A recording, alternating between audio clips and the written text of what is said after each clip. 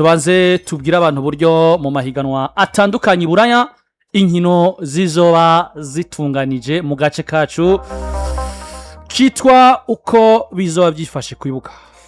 Yes, kubibuga bivuze neza bwana Edi, reka duhere mu gihugu cy'Ubwongereza birumvikana ku munsi w'ejo ni 7:36 na gatandatu izo bitangwe kuri lunch time isaha 7:30 kuri Anfield Road. Kipe ya Liverpool bazokwakira Chelsea. Mu gihe saa 10 hari inkino zigera kuri 3 Manchester United bazoja kuri Stade of Light kwa Sunderland. Mu gihe Fulham bazokwakira Bournemouth. Mu gihe saa 10 Brighton and Hove Albion bazokwakira Wolverhampton Wanderers. Nayo saa 12:30 Manchester City kuri Etihad Stadium bakire equipe izwi izina rya Brentford. Ku munsi w'Imana inkino zobandanya isaha 9 atekanje inkino zitatu. Nottingham Forest bazokwakira Newcastle, Crystal Palace bakire Everton, Burnley bakire Aston Villa. Mu gihe Arsenal saa 10:30 bazobagenda equipe yitwa West Ham United yari kuri London Stadium. Mu gihe 36 izorangira ku munsi wa mbere saa 3 ari kuri Tottenham Hotspur Stadium aho Tottenham izobikirakira Leeds United. Gweza muri kano kanya Arsenal ni ambere 76, mu gihe Man City ni yakabiri 71 no kino kwikirarane.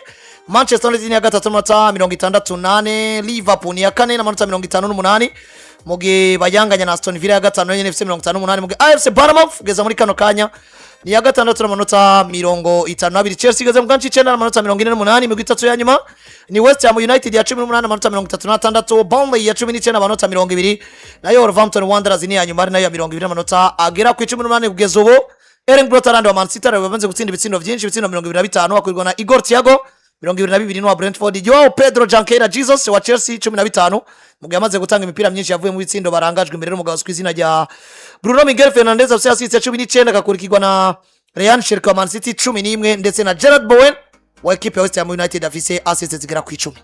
Nivyo ko ndiko bizameze ngaho mu Bwongereza imigwi itandukanye bikeka mu mavyumvise equipe ya Liverpool muri lunch time ifise equipe ya Chelsea kandi Man City baraza kuba abatorohewe na Brentford.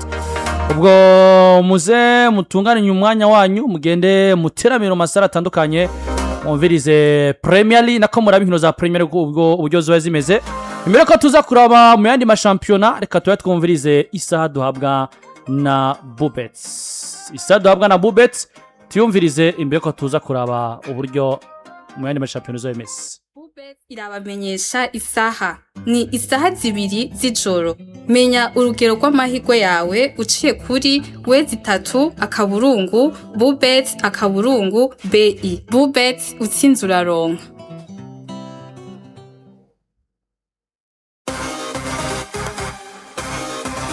Menya amahirwe yawe uciye kuri wezi3 akaburungu Bubets akaburungu BI. Utereshaje application ushira muri telefone yawe ugurure konte ukoreshe code parrainage imwe yonyene ni PJFM uheze utigire.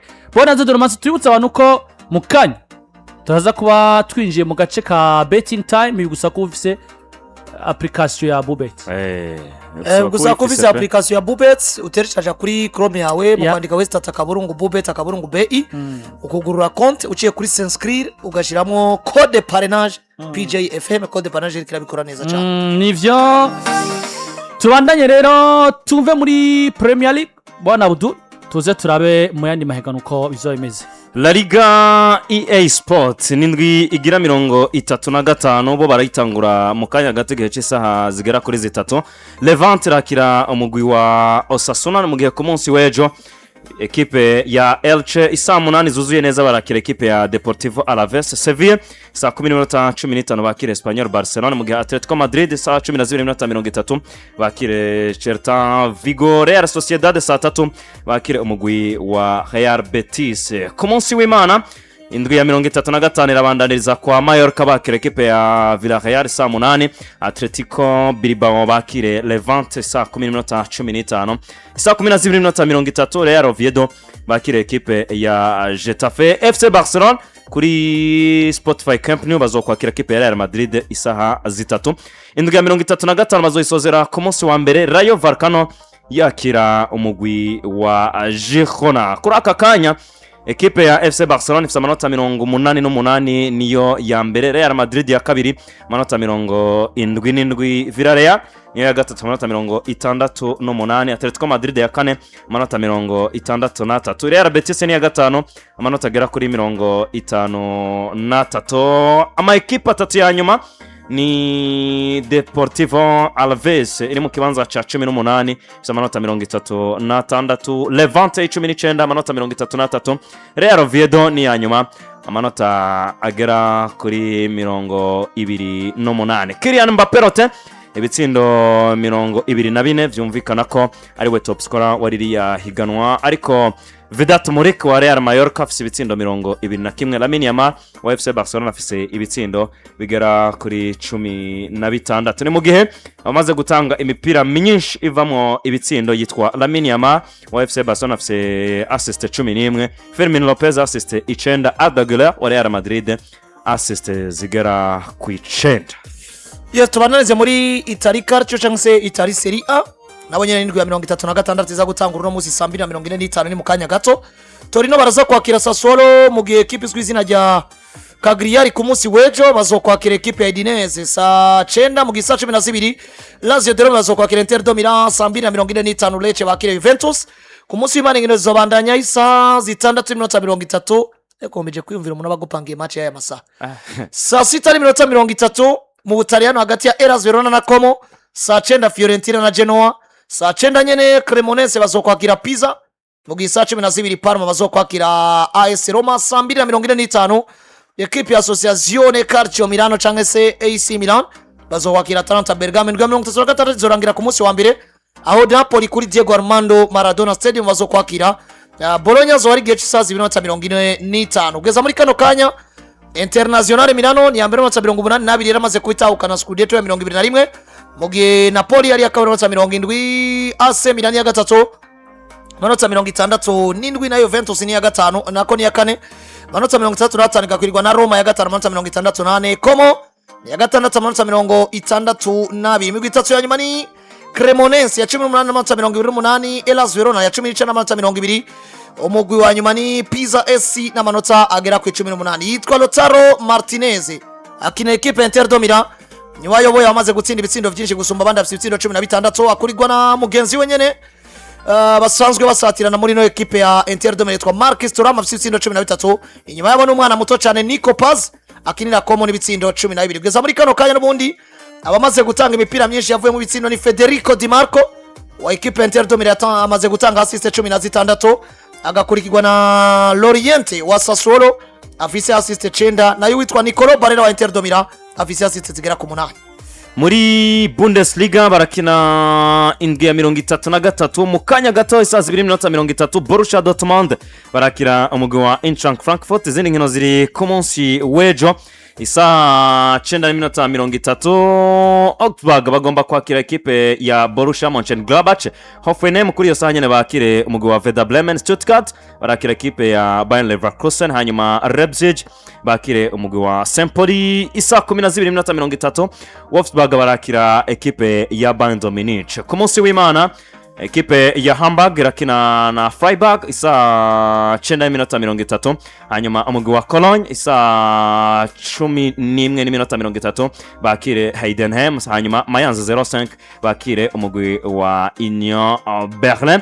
Muri aka kanya birumvikana ko umugwi wa mbere witwa Bayern Munich igikombe baramaze kuba ugitwara n'amanota agera kuri 83, Borussia Dortmund amanota 67, RB Leipzig ya ni ya gatatu amanota 62, hanyuma Bayern Leverkusen ya kane amanota agera kuri 58. Ama ekipe ya nyuma yitwa Wolfsburg 16 amanota 26, hanyuma ya 17 ni St. Pauli amanota 26, Heidenheim amanota 23 niyo ya nyuma. Harry Edward Kane wa Bayern afise 33, Dennis Undav wa Stuttgart afise ibitsindo 18, hanyuma Patrick Schick wa Bayern Leverkusen afise ibitsindo bigera kuri 16. umaze gutanga imipira myinshi iva mu ibitsindo Michael Olise wa Bayern imipira 19, Julian Nelson wa Borussia Dortmund imipira 13, Luis Diaz Marando imipira 13 nawe wa Bayern Munich. Yes, turangirize muri Ligue McDonald mu gihugu cy'Ubufaransa birumvikana ko n'indwi ya 33 aho novuga ngo kuri uno munsi saa 2:45 Racing Club de Lens barakira Nantes. Inkino zose zisigaye zizoca ziba ku munsi w'Imana saa 3 z'ijoro birumvikana ko ari multiplex kubera ko hamaze kwamwe ibiharuro byo kumva ko hari izorekera izindi mu bijanye n'abarondera igikombe ndetse n'abakoroka. Angers bazokwakira Strasbourg, mu gihe Monaco bazokwakira Lille, Rennes bakire Paris FC, Metz bakire Lorient, Auxerre bakire Nice, Toulouse bakire Olympique Lyonnais, Le Havre bakire Olympique de Marseille, na equipe ya Paris Saint-Germain bazoba bariko barakira Stade Brestois cyangwa se Brest. Kweza muri kano kanya Paris Saint-Germain ni ya mbere n'amanota agera ku 70, ya kabiri ni Racing Club de Lens amanota 68, birumvikana ko Paris Saint-Germain na Racing Club de Lens barafitanye urukino.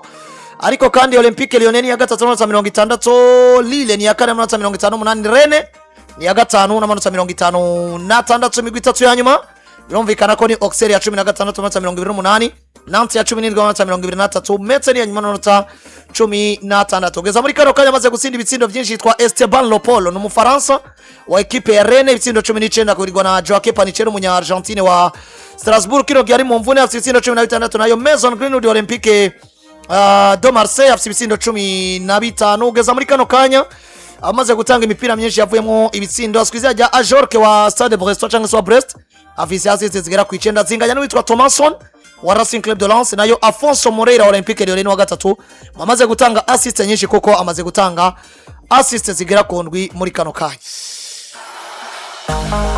nuko bizoba byifashe ku bibuga ubwo aho guteramira weekend yamaze kuba harahari kabisa. Teramira agiye atandukanye muri Bubet bimeze neza, muri Bubet imeze neza, muka turaza kuba tubaha coupon muri betting time.